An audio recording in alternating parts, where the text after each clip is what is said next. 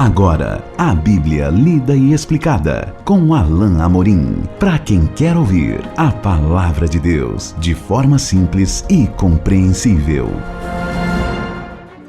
Meu querido ouvinte, minha querida ouvinte, esse é mais um programa, a Bíblia lida e explicada. Hoje nós vamos concluir o nosso estudo do Evangelho de Mateus no capítulo 5. Continuamos a estudar esse livro maravilhoso e fecharemos hoje o primeiro de 3 capítulos que perfazem um sermão importante, um trecho importante dos evangelhos conhecido como Sermão da Montanha ou Sermão do Monte. É um grande conjunto de ensinos preciosos de Jesus e nós temos estudado nesses últimos dias essa primeira parte no capítulo 5. Vamos ainda continuar no Sermão da Montanha por todo o capítulo 6 e capítulo 7. Temos bastante coisa para ver ainda nesse precioso ensino do Senhor Jesus.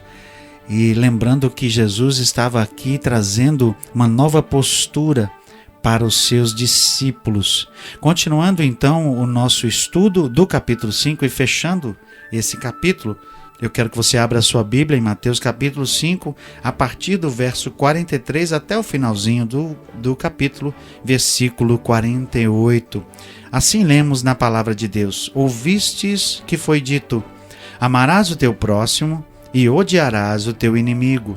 Eu, porém, vos digo, amai os vossos inimigos e orai pelos que vos perseguem, para que vos torneis filhos do vosso Pai Celeste, porque ele faz nascer o seu sol sobre maus e bons e vir chuvas sobre justos e injustos. Porque se amardes os que vos amam, que recompensa tendes?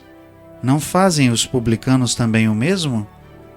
E se saudardes somente os vossos irmãos, que fazeis demais? Não fazem os gentios também o mesmo? Portanto, sede vós perfeitos como perfeito é o vosso Pai Celeste. Jesus confronta mais uma vez outra interpretação incorreta, ou talvez aqui uma implicação incorreta de uma parte do texto da lei que o Senhor tinha dado. Lá em Levítico estava esse trecho que é mencionado por Jesus: amarás o teu próximo. Mas o oposto, ou seja, aquilo que era contrário a isso, era um entendimento por implicação do povo, não quer dizer que tinha vindo da palavra de Deus. Então Jesus diz assim: ouvistes o que foi dito, amarás o teu próximo e odiarás o teu inimigo. Essa segunda parte, odiar o inimigo, não está na Bíblia. Deus jamais comandou isso. Aliás, desde o tempo do Velho Testamento nós vemos que Deus estendeu amor e misericórdia, como por exemplo ele estendeu amor e misericórdia por meio do profeta Jonas à cidade de Nínive, que era dos assírios, que era um povo violento, conquistador daquela época. E tantas vezes Deus estendeu misericórdia a outros povos, além do povo judeu. E isso era baseado na própria promessa que Deus tinha feito lá em Gênesis 12 a Abraão: em ti serão benditas todas as famílias da terra. Deus sempre quis que, por meio do seu povo, o mundo inteiro viesse a conhecê-lo. E aqui Jesus está então refutando essa noção de que eles deveriam amar o próximo, mas odiar o inimigo. Jesus diz: eu, porém, vos digo, amai os vossos inimigos e orai pelos que vos perseguem. Eu não consigo ler esse trecho aqui e não me lembrar daquele momento lá na cruz, quando Jesus diz: Pai, perdoa-lhes porque não sabem o que fazem. Não consigo deixar de pensar no terno amor de Jesus ao olhar para os seus algozes ali que estavam presentes na sua execução, aqueles que tinham lhe infligido os pregos, que tinham lhe colocado naquela cruz, os líderes judeus que estavam ali certamente consentindo na sua morte, aquelas pessoas que estavam à espreita do Senhor, esperando que ele morresse, desejando a sua morte. aqueles mesmos que tinham gritado: crucifica-o, crucifica-o. Mas Jesus, no exemplo do grande amor de Deus, diz: Pai, perdoa-lhes, eles não sabem o que fazem. Jesus queria mudar a postura de seus discípulos. Jesus quer mudar a minha postura e a sua postura. Amar, sim, amar os nossos inimigos. Orar por aqueles que nos perseguem. Veja que Jesus quer uma nova postura, uma nova atitude. Ele queria uma atitude diferente daquela que era o senso comum. E Jesus deixa isso muito claro, porque ele diz assim no verso 46, se vocês amam os que os amam, que recompensa vocês têm? O que vocês estão fazendo diferente? Mas Jesus diz que ao agir assim, a consequência que vem, o resultado disso é algo extraordinário. Veja, eu vou voltar um versículo antes, eu não pulei, tá certo? Eu quero voltar nesse versículo 45. Para que vos torneis filhos do vosso Pai Celeste, porque Ele faz nascer sobre o seu sol, sobre os maus e bons, e vir chuvas sobre justos e injustos. Essa é a postura de Deus. Deus faz nascer o sol e faz nascer chuva, ou seja, Deus abençoa justos e injustos. Deus estende misericórdia a todas as pessoas. Talvez você possa rapidamente dizer: essa pessoa não merece o amor de Deus.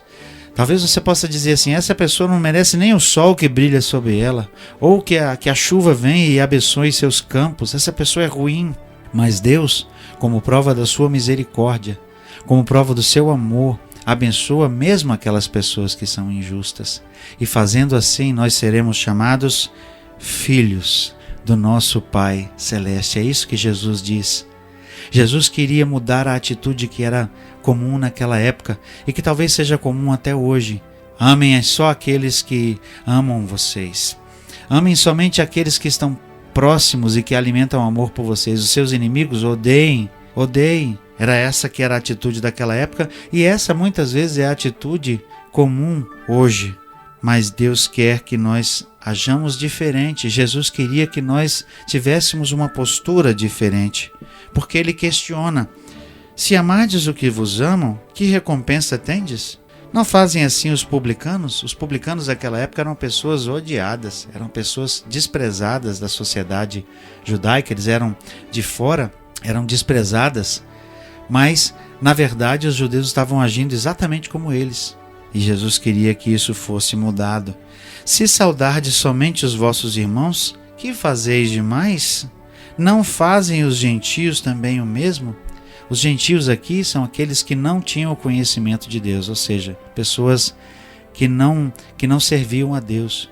Até essas pessoas saudavam e falavam com todos aqueles que falavam com eles. Então não tinha nada de especial, nada de diferente que poderia trazer alguma mudança, que poderia mostrar uma postura diferente. Meus queridos ouvintes, mas quando nós oramos por aqueles que nos perseguem, quando nós estendemos a mão até mesmo aos nossos inimigos, quando buscamos apaziguar, como nós vimos lá no comecinho do estudo de Mateus, bem-aventurados os pacificadores, aqueles que promovem a paz. Quando nós agimos diferente, quando temos uma postura diferente, podemos abrir uma porta de dar testemunho de Deus. Podemos abrir uma porta de um coração, talvez, que seja sempre acostumado à dureza desse mundo. Como? Como as pessoas terão acesso ao amor de Deus se tudo que elas recebem são críticas, são posturas contrárias e coisas duras? Se até mesmo pessoas lá do mundo sabem agir de forma amorosa com os seus, nós não devemos agir ainda de forma melhor com aqueles que nos são contrários? É isso que a palavra de Deus está dizendo. E o texto termina refletindo o seguinte, o último versículo importante: portanto, sede vós perfeitos, como perfeito é o vosso Pai Celeste. Esse é o padrão de Deus para os seus discípulos. Jesus, como eu já disse, não nivela por baixo. Sejam perfeitos. Só que a conotação de perfeito aqui não é perfeito sem nenhum tipo de defeito. Deus sabe que isso é impossível. Deus sabe que nós pecamos. A palavra perfeito aqui traz a conotação de sejam maduros, sejam pessoas que fazem mais, sejam pessoas que buscam a santidade de forma verdadeira, não só no exterior, mas especialmente no interior. Então é a busca pela santidade, é a busca por agradar a Deus, é a busca por uma ética superior que aceita as pessoas de forma indistinta, que olha para as pessoas com compaixão, assim como Jesus olhou com compaixão. E como nós precisamos disso? Como o mundo precisa ver em nós pessoas que agem de forma diferente, pessoas que não são egoístas, pessoas que não querem apenas se dar bem, pessoas que não querem apenas as coisas desse mundo, mas são pessoas que querem realmente contribuir, que querem realmente demonstrar o amor de Deus por meio de ações concretas, de atitudes que refletem uma vida transformada. Isso é difícil, mas como esse último versículo diz aqui, não é impossível. Esse é o padrão que Deus espera de você e de mim, que Jesus quer dos seus discípulos. Nós chegamos ao fim desse capítulo 5, um capítulo precioso da Palavra de Deus, e no próximo encontro nós vamos abrir o estudo no capítulo 6, continuando esse maravilhoso sermão da montanha. E até lá, meu querido ouvinte, que Deus te abençoe. Acesse agora nossa plataforma e baixe os podcasts www.rede316.com.br. A Bíblia lida e explicada com Alain Amorim.